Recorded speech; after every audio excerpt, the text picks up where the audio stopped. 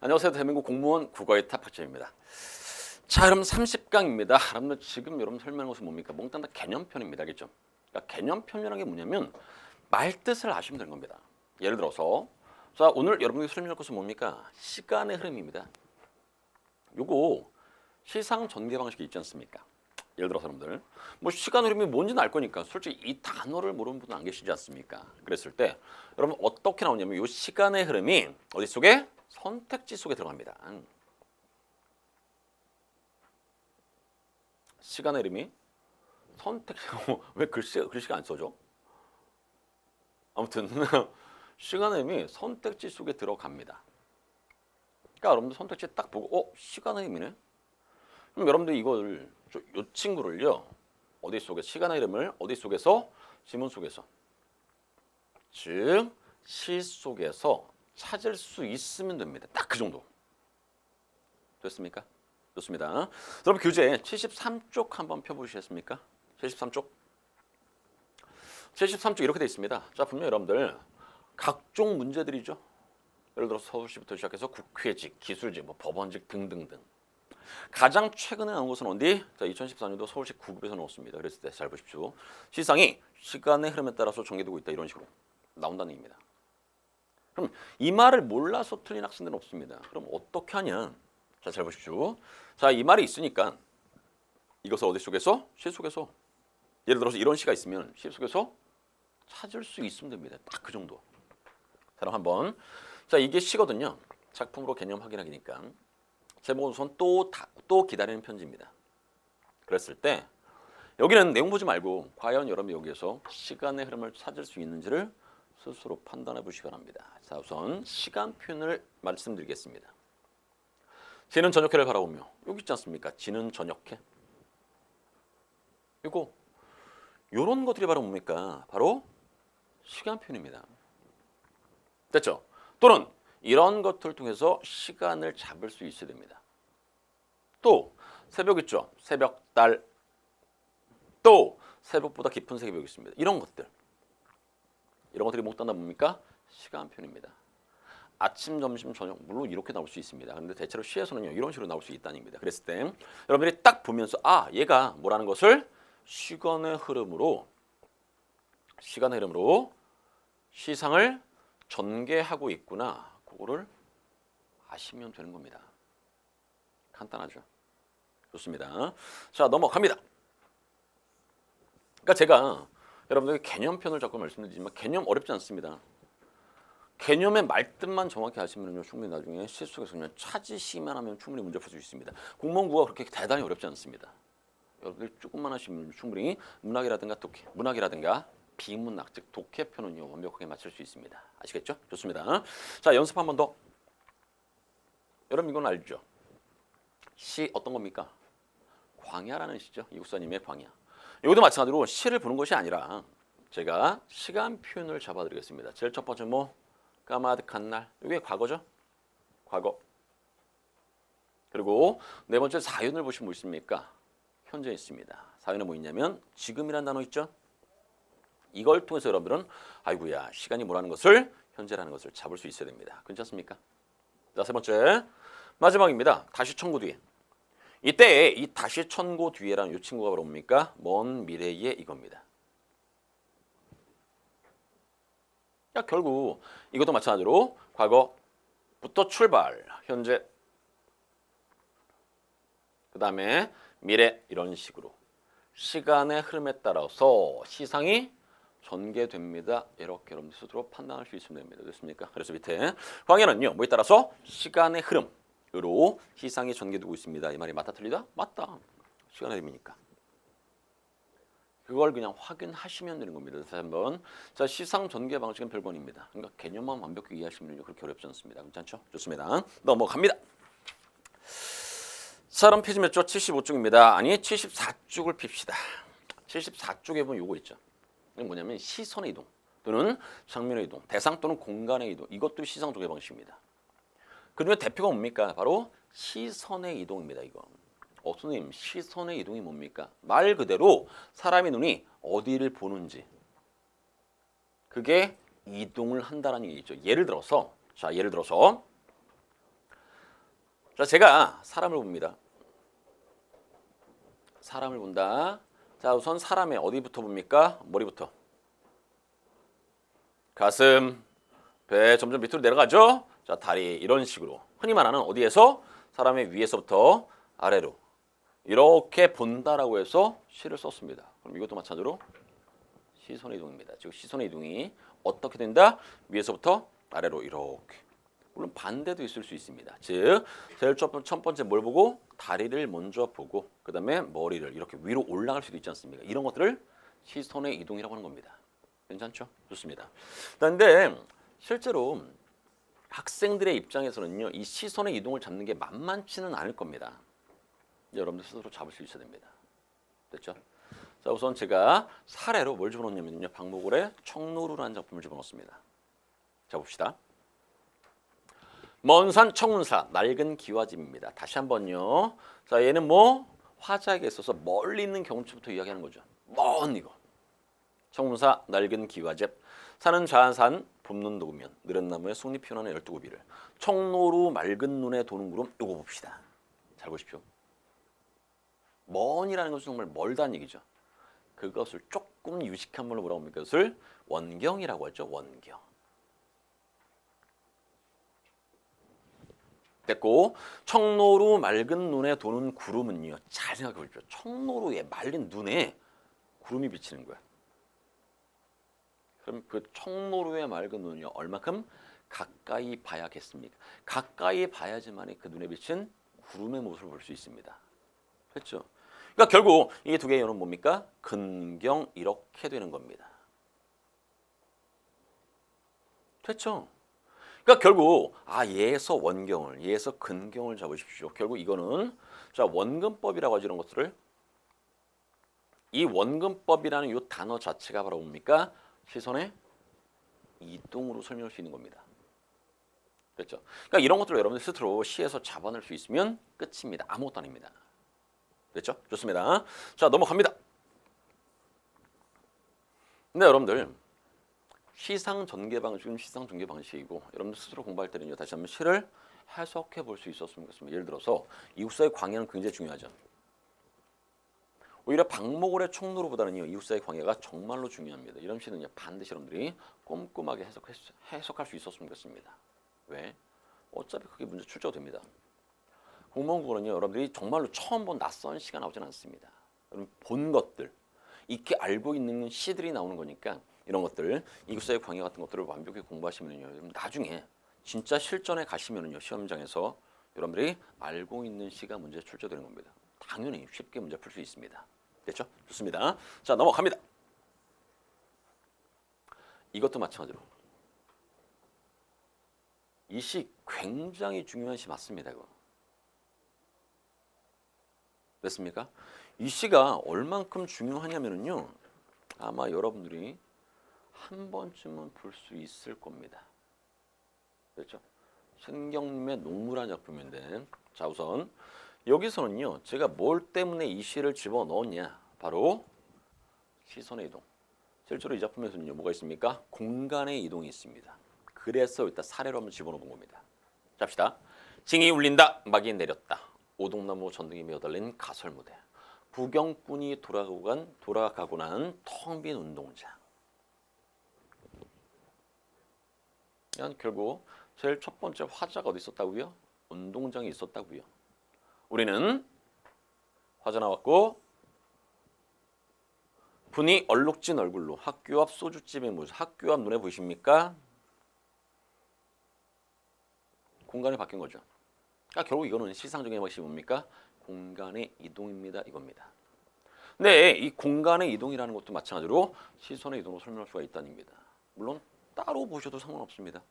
선생님 얘는요. 공간의 이동입니다. 맞죠? 틀린 거 아니니까. 그렇게 알아두셔도 상관없습니다. 괜찮죠? 좋습니다. 넘어갑니다. 답답하고 고달프게 사는 것이 원통하다. 꽹과리를 앞장 세워서 장거리. 또 공간이 이동된 거죠? 됐죠? 자 넘어갑니다. 악을 쓴 것은 쪼무레 기쁜. 손의 애들은 기름집 담벼기에 붙어서서 철없이 킬킬 대는구나. 보름달은 밝아서 어떤 녀석은 꺽정이처럼 울부짖고 또 어떤 녀석은 서리미처럼 해해대지만 이까지 산 구석에 처박혀 발버둥 친들 무엇하냐고. 비료값도 안 나오는 농사 따위야 아예 옆편네에게나 맡겨두고 쇠전이라는 친구는요. 뭔 뜻? 우시장이죠. 소를 팔고 사는 곳. 공간이 이동된 겁니다. 어디에서? 장거리에서. 또 도소장, 흔히 말하는 도살장입니다. 공간이 이동된 거죠. 우린 점점 신명이 납니다. 이거는 먼저 설명드리겠습니다. 신명이 난다는 것은요. 울분의 역설적인 표현이라고 합니다. 다시 한번요. 이런 것을 뭐라고 한다? 울분의 역설적인 표현이라고 합니다. 울분의 역설적인 표현.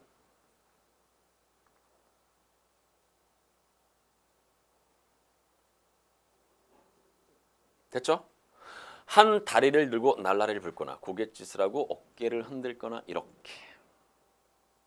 우선 제가 이 시를 집어넣은 이유는 뭐 때문이다? 시상 전개 방식을 설명하기 위해서. 근데 다시 한번 이 시 자체가 굉장히 중요하다는 거 꼭 알아두시기 바라고요. 오른쪽에 충분히 여러분 답 찍을 수 있을 것 같습니다. 자, 답 쓰십시다.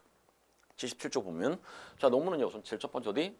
텅 빈 운동장 맞습니까? 그 다음에 학교 앞 소주집이죠. 그 다음에 장거리입니다. 그 다음 쇠전, 그 다음 도수장 됐습니까?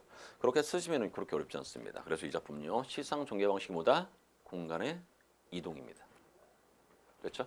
그 정도 정리하시면 될 것 같고 자 그럼 지금부터는요. 이 시 자체가 중요하니까 이 시 자체를 한번 설명해 보도록 하겠습니다. 괜찮죠? 합시다. 징이 울린다. 막이 내렸다. 여기서 끄집어낼 수 있는 이미지는 뭡니까? 그런 것을 하강의 이미지라고 합니다. 자, 보통 이 하강의 이미지는요. 안 좋은 거야. 시에서는요. 슬픔 또는 죽음의 의미를 갖고 있습니다. 그래서 여기서는요. 슬픔 정도 잡으시면 될 것 같고요. 넘어갑시다. 오동나무에 전등이 여달린 가설무대. 구경꾼이 돌아가고 난 텅 빈 운동장. 이때 나타날 수 있는 정서는 뭡니까? 아쉬움이겠죠. 또는 허무함도 괜찮습니다. 아무튼 자 우리는 분이 얼룩진 얼굴 이때 분 이거 아무것도 아닌 것 같죠. 실제 문제 출제될 수 있습니다. 분은요 화장품의 분이 될 수 있고요. 하나 더 울분 또는 분노의 분이 될 수도 있습니다. 그래서 이때 이 분이라는 친구를 뭐라고 한다? 중의적 표현이라고 합니다. 중의법. 중의법입니다. 괜찮죠? 넘어갑니다. 얼룩진 얼굴로 학교 앞 소주집에 모여서 물 마신다? 술을 마신다고요. 왜 마셔? 바로 다음 줄에 이유 있죠. 답답하고 고달프게 사는 것이 원통에서 마시는 술입니다. 자 이런 것들은 어떻게 설명하냐면요. 화자의 감정을 직설적으로 토로합니다. 이런 식으로 말했습니다. 화자의 감정을 직접 이야기한다는 얘기겠죠. 화자의 감정을 직설적으로 토로. 됐습니까? 넘어갑니다. 꽹과리를 앞장 세워서 장거리로 나서면 여러분들 글씨가 잘 안 써져가지고 이렇게 된 거니까 제 말을 좀 잘 들으시기 바랍니다. 알겠죠? 다시 한번요. 이거 제가 뭐라고 말씀드렸죠? 화자의 감정을 직설적으로 토로. 그렇게 쓰시면 됩니다. 됐고 꽹과리를 앞장 세워서 장거리로 나서면은요. 따라붙어 악을 쓰는 것은 쪼무레기, 처녀 애들. 이때 쪼무레기와 처녀 애들은요. 몽땅 다 뭘 말합니까? 농부들의 삶을 농부들의 어려움에 대해서 잘 모르는 사람들입니다. 됐습니까? 다시 한번 농부의 어려운 삶을 잘 알지 못하는 사람들 이 정도입니다. 됐죠? 그러니까 쪼무레기와 처녀 애들이 그렇다입니다. 당연하죠. 얘네들이 농부의 삶을 어떻게 알아? 그러면서 실제 여러분들 자습서의 내용 요약으로 뭐라고 되어 있냐면요. 달라진 농촌의 풍경 이런 식으로 설명되어 있습니다. 아무튼 쪼무레기와 처녀 애들은 뭐라고요? 달라진 농촌의 풍경이자 둘 다 뭡니까? 농부들의 어려움을 잘 알지 못하는 사람들 이렇게 설명합니다. 괜찮죠? 좋습니다. 넘어갑니다. 보름달은 밝아서 어떤 녀석은 꺽정이처럼 울부짖고요. 또 어떤 녀석은 서리미처럼 해해대지만 이까지. 그 다음 또 중요한 구절 나왔죠? 산 구석에 처박혀 발버둥 친들 못하냐고. 아무런 쓸모가 있어 없어? 없어. 이렇게 된 겁니다. 그랬을 때 바로 요 친구하고 요 친구를 똑같이 화자의 감정을 직설적으로 토로하고 있습니다. 이렇게 설명합니다. 됐죠? 넘어갑니다. 비료값도 안 나오는 농사. 실제 여러분들 이 시의 어떤 평론을 보시면은요. 신경림 씨가 이 시를 왜 쓰게 됐냐면은요. 신문교사에서 비료값도 안 나오는 농사 따위 요거 때문에 쓴 겁니다. 글을 쓰게 된 동기 뭐 이렇게. 그만큼 뭐다? 농민들의 삶이 어렵습니다. 그렇게 되겠죠. 넘어갑니다. 아예 옆편내에게나 맡겨두고 쇠전 우시장이죠. 소를 팔고 사는 시장. 도수장은요 도살장입니다. 소를 죽이는 곳이죠. 와 돌 때 우리는 점점 원한다 신명납니다. 이거 굉장히 중요합니다. 이거. 아까 분명히 말씀드렸죠. 뭐라고 말씀드렸습니까? 울분의 역설적인 표현이라고 말씀드렸습니다. 사용된 수사법을 물어보시면 여러분 뭐라고 답변해 주시면 되냐면 반어법입니다.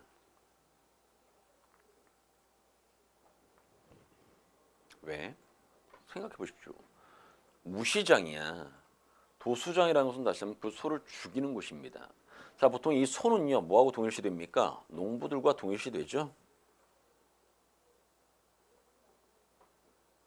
그러니 소가 죽는 곳이라는 것은 결국 농민들도 힘들게 사는 곳 이렇게 설명할 수 있지 않습니까? 네, 거기 와서 돌 때 신명이 난다는 것은 말이 안 되지 않습니까? 그래서 화난다고 그것을 반대로 표현하고 있다고 됐습니까? 그래서 사용된 수화법상 여러분들 대답하려면 여러분들 반어법 쓰시면 되는 겁니다. 괜찮습니까? 근데 이거를 이렇게도 설명하더라고요. 실제 아까 말씀드렸지만 울분의 역설적인 표현이라고도 한다는 얘기입니다. 선생님 분명히 반어법이라고 했는데 역설법이 좀 이상하지 않습니까? 여기서 역설적인 표현이라는 것 자체는요 역설법을 이야기하는 것이 아니라 말이 안 되는 것을 몽땅 다 이렇게 이야기를 합니다. 근데 실제 다시 한번 말씀드리지만 울분의 역설적인 표현입니다 라고는 그냥 실제 그냥 자수서에서 그렇게 돼 있는 거고 그거 신경 쓰지 마시고요. 그냥 우리는 점점 신명이 난다는 것은 무슨 법? 그냥 반어법으로 알아두시면 좋겠습니다. 됐죠? 좋습니다. 한 다리를 들고 날라를 불거나 고갯짓을 하고 어깨를 흔들거나 결국 뭐 하는 겁니까 이거? 농무하는 겁니다. 농무가 뭔지 아시죠? 농악대 소리에 맞춰서 춤을 추는 겁니다. 그게 농무입니다. 그러니까 너무나 힘들지. 결국 너무나 농민들로서의 삶이 힘들기 때문에 농무로서 결국 그 슬픔을 달래고 있습니다. 그게 이 시의 기본 내용입니다. 괜찮죠? 됐습니다. 자, 이 작품의 주제 아닌 주제를 말씀드린다면 그만큼 농민으로서의 삶이 어렵다. 이 정도 기억하시면 될 것 같습니다. 됐죠? 좋습니다. 넘어갑니다. 그 다음에 6번은요. 어조 또는 어조의 변화라고 하는데 자, 들어갑시다. 어조 또는 어조의 변화. 자, 우선 이거 잠깐만 말씀드리면 여러분 어조나 이 어조의 변화라는 거 어조라는 말만 뭔지 아시면 될 것 같습니다. 어조가 뭐야? 쉽게 말씀드리면 말투입니다. 됐습니까? 어조라는 것은 다시 한번요. 쉽게 말씀을 드리면 뭐라고요? 말투라고. 그러면 어조가 바뀌었다라는 것은요. 뭐가 바뀌었다는 의미입니까? 말투가 바뀌었다라는 의미입니다. 괜찮죠? 말투가 바뀌었어? 그럼 뭐로 확인할 수 있어? 서술어로 확인할 수 있습니다. 그러니까 쉽게 그냥 서술어 딱 보면 서술어가 바뀌었어. 그러면 어조 또는 어조의 변화가 될 수 있습니다. 괜찮습니까? 그러니까 쉽게 말씀드리면 그렇고요. 자, 조금 더 어렵게 말씀을 드리면 실제 이 어조라는 것은요. 표 하나를 그려드릴 수 있습니다. 이런 친구들이 몽땅 다 뭐? 어조로 설명할 수 있는 겁니다. 자, 첫 번째는요. 청자의 유무에 따라서 독백체 여조와 대화체 여조입니다. 그것도 어조입니다. 그러니까 독백체의 어조, 대화체의 어조, 그것도 어조입니다. 됐죠? 자, 두 번째는요. 화자 유형에 따라서 어린이의 어조, 어른의 어조, 남성의 어조, 여성의 어조 이런 것도 어조입니다. 그리고 정서도 어조고요. 태도도 어조라고 설명할 수 있습니다. 생각해 보십시오. 정서가 바뀌어요. 슬퍼. 그럼 어조 역시 슬픈 어조가 나올 수 있는 겁니다. 근데 정서가 기뻐. 그럼 당연히 어조 역시도 기쁜 어조가 나올 수 있는 겁니다. 괜찮습니까? 그래서 넓게 본다면 이 네 가지가 몽땅 다 어디에 들어간다? 어조에 들어갈 수가 있는 겁니다. 이거는 폭넓게 설명했을 때 그렇다는 얘기입니다. 괜찮죠? 좋습니다. 자, 이런 것들을 한번 쓱 읽어보시고 자, 그러면은 이것을 시를 통해서 한번 설명해 보겠습니다.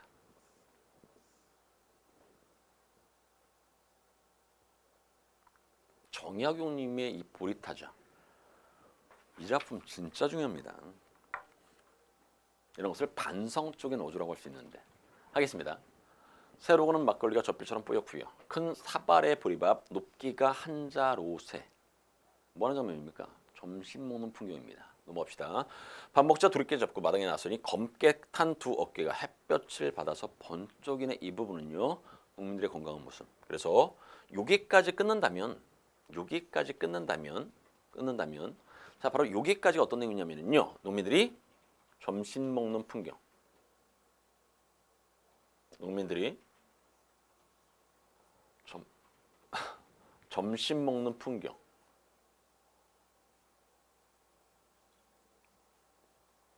이게 좀 눌렀으니까 좀 글자가 나오네요. 농민들의 건강한 모습입니다. 됐죠? 농민들의 건강한 모습.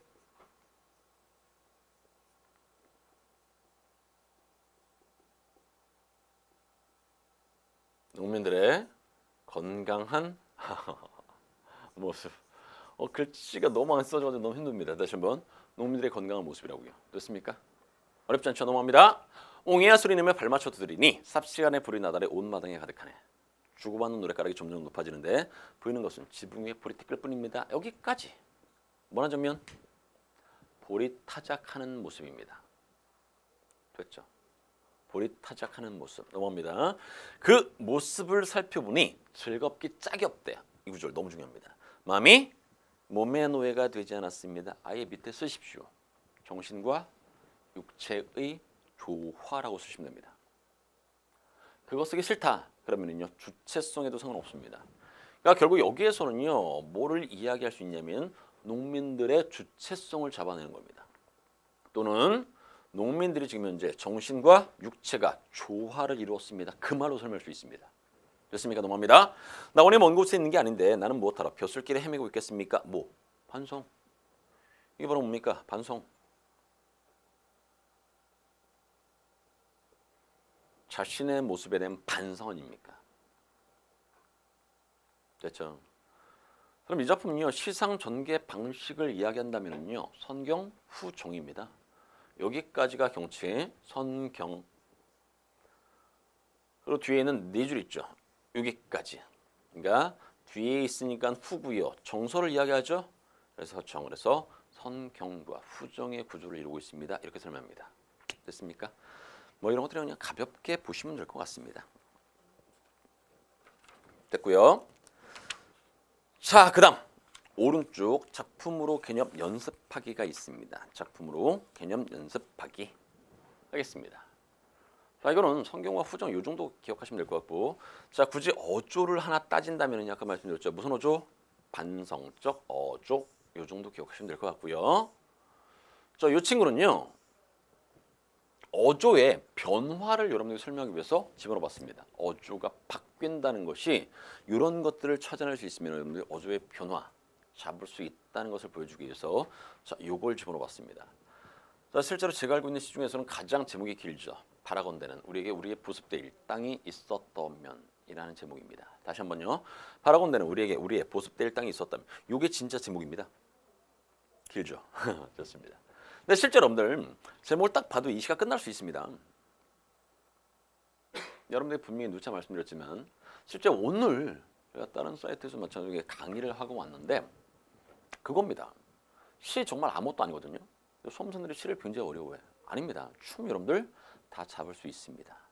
예를 들어서 제가 뭐라고 말씀드렸습니까? 제목 보라고 했었죠? 제목 보면 끝납니다. 이거. 왜요? 바란답니다. 우리에게 우리의 보습될 수 있는 땅이 있었다면. 그러면 땅이 있다 없다? 빙고. 없습니다. 그러니까 우리라는 화자, 나라여도 상관없습니다. 어떤 상황이라고요? 땅 없다. 땅이 없답니다. 땅이 없어? 땅이 있기를 바라는 거죠. 결국 소망. 너무나 간단한 거 아닙니까? 그렇구나. 땅이 없으니까 땅이 있기를 바라는 거지 않습니까? 땅이 있기를 소망함. 이게 주제입니다. 거창하게 주제를 잡으려고 하지 마시고 제목에서 그 정도만 잡아내시면 끝입니다. 됐죠? 자, 그러면 시를 보겠습니다. 이 시 자체가 굉장히 중요하니까. 다시 한번 여기에서는요. 뭘 설명하고 싶어? 어조의 변화를 설명하고 싶습니다. 잘합니다. 나는 꿈꾸답니다. 꿈의 구체적인 내용을 설명해 볼까? 동무들과부터 여기까지가 꿈의 구체적인 내용입니다. 동무들과 내가 가지런히 벌가의 하루 일을 다 마치고 석양의 마을로 돌아오는 꿈. 즐거이 꿈 가운데 이런 꿈을 꿨다는 얘기죠. 그러니까 결국 내 땅에서 친구들과 함께 열심히 농사 짓는 것을 소망합니다 이겁니다. 괜찮죠? 그 다음 그러나 집을 잃은 내 몸이라고 되어 있습니다. 현재 처지죠. 집도 없네.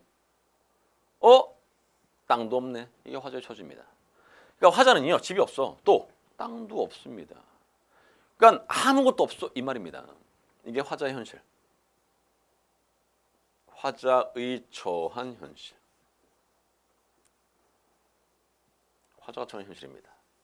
됐습니까? 넘어갑니다. 이처럼 떠돌이 이것도 마찬가지겠죠. 화자의 처지죠. 뭐 하고 있습니까? 유랑. 언제부터? 아침부터. 언제까지? 저물손이라는 것은 저녁 무렵입니다. 됐죠? 새롭고도 새로운 탄식을 얻으면서입니다. 동인이야 남북이야 내 몸은 떠나거니 볼지어다 희망은 반짝이고요. 별빛은 아득하고요. 물결뿐 떠올라라 가슴에 팔 다리에 이겁니다. 그러니까 굉장히 뭐하다는 의미가 힘들다는 얘기죠. 어조도 힘든 어조겠죠 뭐. 정서는 집도 없고 땅도 없기 때문에 힘들어 슬퍼 이겁니다. 괜찮습니까? 자 넘어갑니다. 자 그다음 그러나 자 보통 시에서 이 그러나가 나오면 이런 것을 뭐라 그래? 시상의 전환이라고 합니다. 그러니까 앞에는 슬픔이죠. 뭐가 없기 때문에? 땅이 없기 때문에 힘들어. 근데 뒤에는요. 황소가 됩니다. 뭐야? 정서가 바뀌었네. 그렇죠? 자 분명히 위에는요. 슬픔을 잡아낼 수 있습니다. 근데 여기는 뭐라요? 황송화 됩니다. 황송하다 하지 않습니까? 황송함. 그럼 슬픔이란 정서에서 황송함이라는 정서로 바뀌었다. 그렇죠? 정서가 바뀌었습니까? 당연히 어조도 바뀔 수가 있다는 의미입니다. 그렇게 바뀌시면 훨씬 더 쉽습니다. 괜찮습니까? 자 넘어갑니다. 날로 나날이 내 앞에는요. 자칫 가느다랗긴 하지만 길이 이어져 있습니다. 이때의 길은 뭡니까? 희망이죠. 희망. 그 희망을 향해서 나는 뭐하겠다? 나아가리이다. 이런 것을 뭐라고 합니까? 의지적인 태도라고 합니다. 의지적 태도. 됐죠? 넘어갑니다. 한 걸음 또 한 걸음 보이는 산비탈엔 온 새벽 동무들. 저 혼자 산경, 산에 있는 농경지거든요. 길하고 거의 비슷한 의미일 겁니다. 그러니까 분명히 화자는 어떤 걸 소망했다? 친구들과 더불어서 우리의 땅에서 우리가 열심히 농사 짓는 것을 꿈꿨습니다. 비록 평평한 땅에 있는 그런 농경지는 아니지만 산경이 있습니다. 이게 뭐야? 희망이 될 수 있습니다. 그런 희망이 있기 때문에 뭐하다고 이야기하는 겁니까? 황송합니다. 이렇게 설명하는 겁니다. 정서 바뀌었죠. 다시 말해서 어조도 바뀌었습니다. 충분히 설명할 수가 있다는 입니다. 괜찮습니까? 네, 좋습니다. 자, 그랬을 때, 자 밑에 문제 하나 있으니까 봅시다. 미시는요, 미시의 주제는 국토 잃은 절망적 현실과 현실 극복의 의지입니다. 즉, 이 시는요, 무슨 절망, 적인 태도 또는 슬픔에서 희망적인 어조, 희망적인 태도죠. 희망적인 태도로 됐습니까? 어조나 태도가 바뀌는 시상 전개 방식을 쓰고 있습니다. 괜찮죠? 이런 것들을 바로 뭐라고 한다? 이런 것을 어조의 변화라고 할 수 있는 겁니다. 됐습니까? 그렇게 정리하시면 크게 어렵지 않을 거고요. 자 넘어갑시다. 7번으로 합니다. 자문자답. 그러니까 지금 여러분들에게 부탁을 드린 것은 뭐냐면요. 이 말이 뭔 말인지 그리고 최소 이 말이 본문에서 어떻게 찾아야 되는지 그것을 꼭 좀 아시라는 얘기입니다. 자문자답. 문답. 그럼 여러분들 시에 있다는 얘기입니다. 이게. 이런 것들을 딱 줬을 때 이게 뭐다? 문답법이라는 거 잡아낼 수 있어야 됩니다. 자 봅시다. 형님 온다. 형님 온다. 분고개로 형님 온다. 이 흔히 말하는 AA, BA의 구조죠. AA, BA의 구조. 형님 마중 누가 갈까? 형님 노선 내가 가지. 형님. 사촌 형님 시집살이가 어떻습니까? 라고 뭐하고 있습니까? 질문. 물어보고 있는 거죠. 질문. 질문을 했으니까 땅 위에 따라붙는 것은 답변 따라붙겠죠. 얘 그 말 말아. 시집살이는요 계집살입니다. 이런 것을 흔히 말하면 뭐라 그래? 언어유희라고 합니다. 이것도 잘 나옵니다. 언어유희. 이렇게 여러분들 언어 유희를 사용함으로써 얻을 수 있는 효과 뭐 해악성. 이게 해악성 아닙니까? 됐죠? 앞밭에는 당추 심고 뒷밭에는 고추 심겠답니다. 당추, 고추. 당추라는 단어를 사전에서 찾으면 뭐라고 되어 있습니까? 고추의 일종이라고 되어 있습니다. 원래는 당초야, 당초. 자, 원래는 당초인데 뒤에 추하고 이렇게 리듬을 맞추기 위해서 당추로 바꿨고요. 여기 고추 있기 때문에 당추를 고추로 쓰지 않고 그냥 당추로 쓴 겁니다. 왜? 같은 말 두 번 쓰기 싫어서. 이러한 말하기 방식 쓸 수 있습니다. 괜찮죠? 넘어갑니다. 고추, 당추 맵다 해도 시집살이 더 맵습니다. 둥글둥글 수박식에 밥 담기 어렵고 도리도리 도리수박은 수전. 이 다 뭡니까? 시집살이의 어려움을 이야기하는 겁니다. 오래 있는 물을 길어다가 심리 있는 방아를 찧어다가 9수 때 불을 떼고 12망에 잘 익었고 외나무다리 어렵대야 시 아버지같이 어렵겠느냐 나뭇잎이 푸르대야 시 어머니보다 더 푸르겠느냐 요거 서리법입니다. 서리법. 그만큼 뭐하다? 시 아버지와 시 어머니가 어렵고 매섭습니다 이 말입니다. 하나만 더. 여러분들 분명히 푸른색 있죠? 근데 이때 이 푸른색은요, 푸르리아라는 것은 이 푸르다라는 색깔을 나타내는 것이 아닙니다. 색깔을 통해서 매섭다 또는 서슬이 버렇다 이걸 설명할 수 있습니다. 그래서 이거를 조금 어려운 말로 뭐라고 하는 것을 감각적인 비유라고 합니다.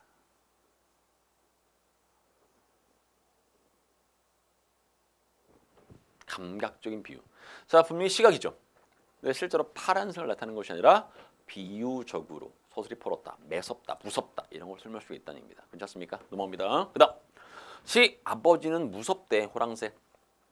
시 어머니는 꾸중을 잘해서 꾸중새. 동새 하나 있는 것은 한림새. 이 한림새라는 것은요 허물을 남에게 구애바치는 새 이겁니다. 됐고 뾰족새라는 것은 성질을 잘 내는 새. 뾰중새라는 것은 무뚝뚝한 새. 남편은 미련해서 미련새. 자식은 늘 울어서 우는 새. 나 하나만 속이 썩어서 썩는 새입니다.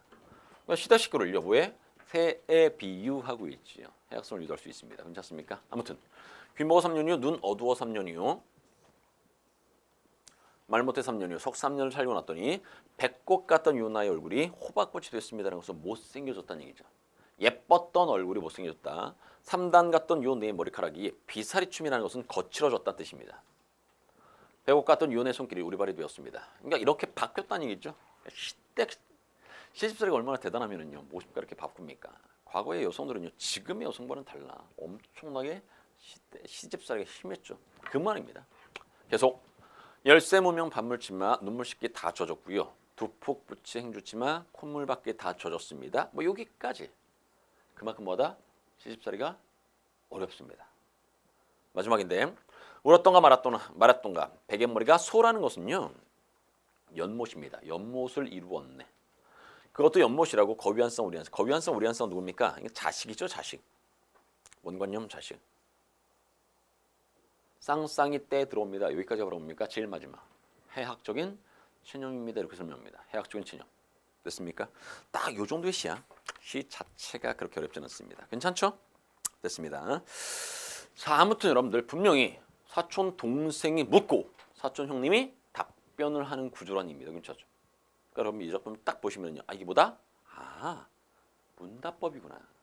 잡아낼 수 있어야 된다는 얘기입니다. 괜찮습니까? 넘어갑니다. 그 다음 연습 하나만 더 해보면 이것도 문답법입니다. 근데 실제 이거는 문답법도 있지만 자문자답이 있죠.